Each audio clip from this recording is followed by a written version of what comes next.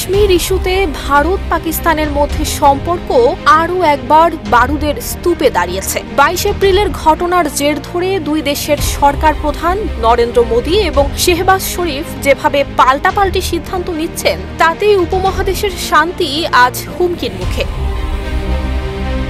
প্রথম ধাক্কা দেয় ভারত। প্রধানমন্ত্রী নরেন্দ্র মোদী সরাসরি পাকিস্তানকে দায়ী ঘোষণা করে বলেন, এই হামলার জবাব কঠিন হবে। সাথে সাথে পাকিস্তানের সঙ্গে সাময়িকভাবে সিন্ধু পানি চুক্তি স্থগিত করা হয়, যা পাকিস্তানের কৃষি এবং হাইড্রো পাওয়ার ব্যবস্থায় সরাসরি আঘাত হানে। এরপর বন্ধ করে দেয়া হয় সব ধরনের পাকিস্তানি নাগরিকের ভিসা সুবিধা। অ্যাটারি ওয়াঘা সীমান্ত হয়ে যে হাজারো মানুষ প্রতিদিন যাতায়াত করত, সেই দরজাও হয়ে যায় বন্ধ।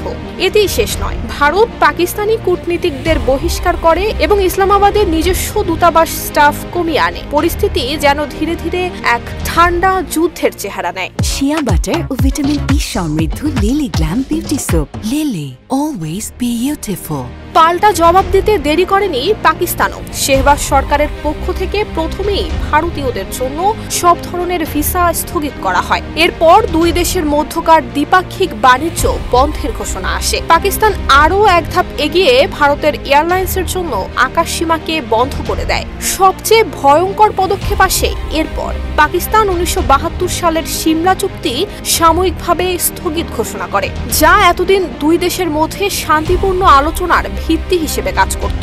এর মাধ্যমে কূটনৈতিক দ্বারগুলো কার্যত চেপে বন্ধ করে দেয়া হয়।